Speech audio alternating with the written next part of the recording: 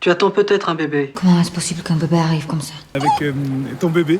Je sais que ça doit être un choc pour toi, mais c'est bien ton bébé. Non, c'est ton bébé de moi. Je suis arrivé en courant et on m'a fait voir le bébé. Celui qui doit disparaître, c'est le bébé. On va voir un bébé, un homme et une femme. Mais regarde-le. Peut-être que vous l'avez remarqué autour de vous, peut-être même que ça vous arrive, plus personne ne veut d'enfants. Certains journaux titrent « La France n'a jamais fait aussi peu d'enfants que depuis la Seconde Guerre mondiale ». Alors pour comprendre ce qui se passe, peut-être aussi pour dédramatiser le fait que vous n'ayez plus envie d'enfants aujourd'hui, ou encore de comprendre où est-ce qu'on va demain, on va essayer de voir aujourd'hui pourquoi est-ce que ça arrive et quelles seront les conséquences de notre société. On parle de vieillissement de la population, cet effondrement de la natalité touche de nombreux pays. On parle d'abord des pays riches, dans lequel le phénomène s'accélère, notamment en Europe, principalement la France qui est énormément touchée, mais aussi en Asie et des pays comme la Corée du Sud et le Japon, mais sont aussi concernés d'autres pays comme par exemple la Russie. Si vous vous dites, c'est pas très grave, il y a moins d'enfants, c'est peut-être même une bonne chose, il faut savoir qu'il y a des conséquences économiques qui sont gigantesques pour nous, et si ça nous impacte pas ou peu aujourd'hui, demain sera probablement autre chose. Par exemple, au début des années 60, le ratio du nombre d'actifs par retraité était de 4 pour 1. 4 personnes qui travaillaient pour une personne retraitée. En 2023, on était à 1,67 actifs pour un retraité. Et on peut imaginer que si cette population baisse dramatiquement du nombre de naissances, on va probablement tomber à un actif pour un retraité, peut-être même encore moins. Alors ce qui est intéressant là-dedans, c'est qu'il y a quelques années de ça qui sont pas si lointaines, on parlait du défi de la surpopulation. On était beaucoup trop nombreux sur la planète. Ravage écologique, réchauffement climatique, et il y a de fortes chances que le chiffre qu'on vous a appris à l'école quand vous étiez tout petit, le nombre de milliards d'êtres humains sur la planète, n'ait rien à voir avec le nombre de personnes qu'on est aujourd'hui. Beaucoup de gens ont fait des projections disant que à la vitesse à laquelle on se propageait sur la planète, on n'aurait plus assez de nourriture. La Chine, par exemple, a mis des ratios, on ne pouvait pas avoir plus qu'un enfant par couple. Le même gouvernement qui aujourd'hui va venir encourager les gens à faire des enfants, en faisant des communications, en disant aux gens qu'il faut faire des enfants, que c'est une bonne chose, ou même encore en venant les subventionner. Selon des études, on voit donc une accélération de la chute de la fécondité, sauf en Afrique pour le moment. Cette même étude dit qu'en 2100, seuls 5 pays dont le Niger et le Tchad, se maintiendraient au-dessus du seuil de renouvellement des populations. Alors la chose qui est perturbante là-dedans, c'est qu'on se dit, si finalement nos projections d'avant étaient fausses, on s'est dit que la planète allait crouler sous le nombre d'êtres humains, qu'on n'aurait jamais assez d'eau, jamais assez de viande, jamais assez de légumes pour tout le monde. On se dit aujourd'hui qu'on a d'autres types de projections qui disent que finalement tout va s'effondrer et dans quelques centaines d'années, il n'y aura plus personne sur la planète. Voyons d'abord les causes et les raisons. Il est très compliqué d'analyser une population. On pourrait faire des espèces de raccourcis qui seraient assez simples, dire par exemple, c'est la faute du féminisme, elles ont voulu travailler, maintenant il y a moins d'enfants. Ou encore dire, c'est la faute de la société, on nous prend de plus en plus d'impôts. En réalité, c'est multifactoriel et, même pour ceux qui sont experts là-dedans, assez compliqué à analyser. Tout d'abord, grâce à la pilule, le siècle dernier, on a réussi à contrôler les naissances. Aujourd'hui, on a des enfants si on veut, c'est quelque chose qui est assez récent pour l'être humain. Pendant des milliers d'années, on avait un enfant lorsqu'il arrivait. Aujourd'hui, on a un choix dessus. Il y a aussi, certains pourraient dire, plus de religion. La religion encourageait la famille, le noyau familial. Aujourd'hui, on est dans une vie où il y a Internet, plus vraiment de croyances. Il y a aussi, de manière évidente, un coût de la vie avec une crise financière. À un moment donné, lorsque toi-même, tu vis de salaire en salaire chaque mois en te demandant si tu vas tenir le mois d'après, il est compliqué de se dire « je vais avoir une pièce en plus, un enfant dedans et une bouche en plus à nourrir ». Le coût du logement s'est envolé, même si ça baisse aujourd'hui, ça reste encore extrêmement fort. Il y a aussi une forme de taux de chômage. Comment est-ce que je peux me projeter à avoir une vie heureuse avec mes enfants lorsque ce qui me préoccupe au quotidien, c'est déjà d'arriver à trouver un travail. Il y a aussi une forme d'égoïsme qui est due à notre société actuelle. C'est vrai qu'on pense tout d'abord à soi, on a peut-être aussi moins besoin de l'autre que c'était le cas précédemment. Tu avais une ferme avec des chevaux, des vaches et des cochons.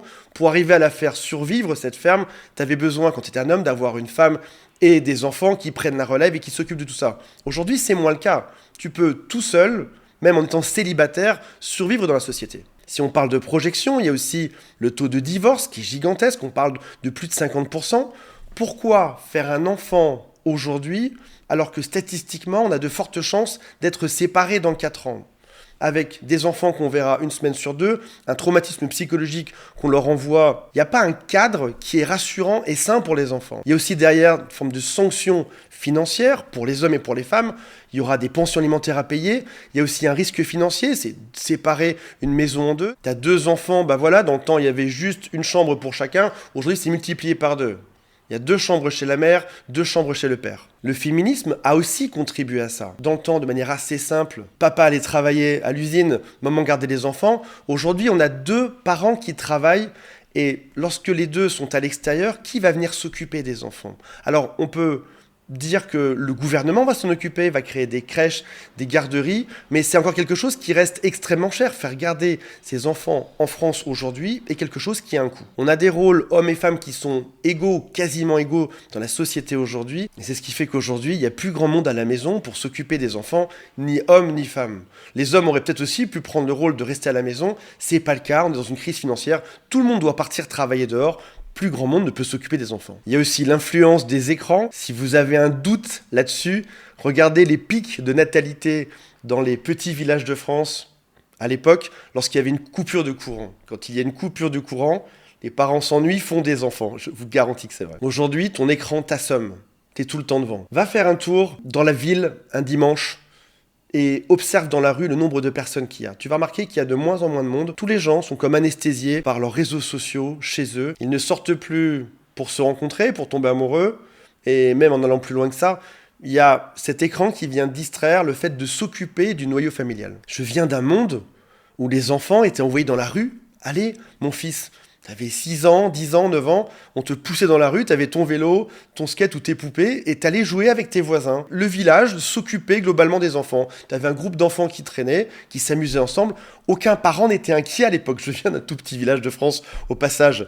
Peut-être à tort, mais là où aujourd'hui, tu aurais peur d'envoyer ton enfant dehors en te disant mais si je l'envoie dehors, qu'est-ce qui va se passer? Cette peur qui est alimentée par les médias, peut-être de manière artificielle, qui est peut-être réelle aussi. Peut-être qu'à l'époque, on ne se rendait pas réellement compte des problèmes qu'il y avait dehors. Tu faisais un enfant, je dis pas que c'était pas de charge, c'était beaucoup moins de charge qu'aujourd'hui. Maman à la maison, papa à l'usine, et les enfants en train de s'amuser à faire du vélo tout seul, les parents étaient moins chargés mentalement que ce qu'ils le sont aujourd'hui. Si on reparle d'argent, on voit aussi que hommes et femmes ne sont pas impactés de la même manière financièrement. Je sais ce que certains se disent. Elles partent, elles prennent tout, elles prennent la maison, les pensions alimentaires, etc. Mais si on regarde juste au niveau de la carrière, ce qui se passe dans la variation des revenus, pour hommes et pour femmes, ce n'est pas la même chose. On voit que les pères à la naissance, perdent un petit peu de revenus de manière très légère, mais c'est constant. Au niveau des femmes, au moment de la naissance, et même quelques années plus tard, ont perdu significativement du revenu. Grâce à la pilule aujourd'hui, les femmes peuvent décider d'avoir un enfant ou pas. Se dire, je vais avoir un enfant, potentiellement perdre 10, 20, 30, 40, 50% de mon salaire dans une société qui est risquée, c'est un frein. Et encore une fois, je ne fais pas d'amalgame aujourd'hui. Certaines femmes s'en sortent très bien, volent tout l'argent de leur mari. Certains hommes s'en sortent très bien, volent tout l'argent de leur femme et les exploitent. Certains. Mais si on regarde juste la majorité, globalement, avoir un enfant met un coup à ta carrière. Si aujourd'hui on pourrait dire oui, mais finalement c'est faire une espèce de choix égoïste entre faire sa carrière, réussir à gagner de l'argent ou penser à sa famille qui serait peut-être plus sain, pour la majorité des femmes aujourd'hui, c'est aussi survivre. Si jamais j'ai 40% de revenus en moins dans mon salaire mensuel, est-ce que je vais pouvoir survivre là-dedans? On est loin aujourd'hui des 30 glorieuses où tout se passait bien, où tu en avais un qui bossait pour tout le monde et ça suffisait, avec l'autre qui restait à la maison. On n'est plus du tout là-dedans aujourd'hui. Alors au niveau du pays, comment ça se passe? Parce que ça n'arrange pas beaucoup ces gouvernements qu'il y ait de moins en moins de monde. Déjà de manière humaine, en se disant, s'il y a de moins en moins d'actifs, comment est-ce qu'on va faire pour s'occuper de nos plus âgés dans la société? Mais aussi parce que un être humain est un employé du gouvernement. C'est lui qui paye ses impôts, c'est lui qui fait vivre son pays. Une personne active, homme ou femme, contribue à faire vivre son pays. On est dans l'un des pays, en France par exemple, les plus taxés au monde. Si jamais il y a moins de naissances, il y a moins d'argent pour le gouvernement. On se dit aujourd'hui que, en tout cas c'est l'impression générale, c'est aujourd'hui, le gouvernement, il n'est pas là pour mon bien, pour faire que j'ai une vie équilibrée. Il est plutôt là pour générer des revenus. Mettez des guillemets, des parenthèses et des astérisques dans tout ce que je viens de dire à l'instant. Et donc, certains pays se disent pour que ça reprenne, la chose qu'on va faire, c'est qu'on va favoriser les gens qui ont des enfants. Ça peut être par exemple de mettre en place plus de mesures pour occuper les enfants, pour les garder. Ça peut être aussi de réduire les impôts lorsqu'il y a un enfant. Et on assiste à des mesures dans les pays qui peuvent paraître plutôt saines ou encore complètement bizarres et saugrenues. On peut voir par exemple une corrélation entre le taux de naissance et l'argent que le gouvernement va investir pour garder les enfants. Parce qu'il y a quelque chose d'optimiste. Tu te dis, si mon enfant est géré, s'il y a une place dans la crèche, s'il y a ce qu'il faut pour l'occuper, alors dans ce cas-là, je peux avoir un enfant, tout se passera bien par la suite. Ce qu'il faut retenir là-dedans, c'est l'idée de projection optimiste, qui est quelque chose qui est assez sain finalement, assez humain, assez normal.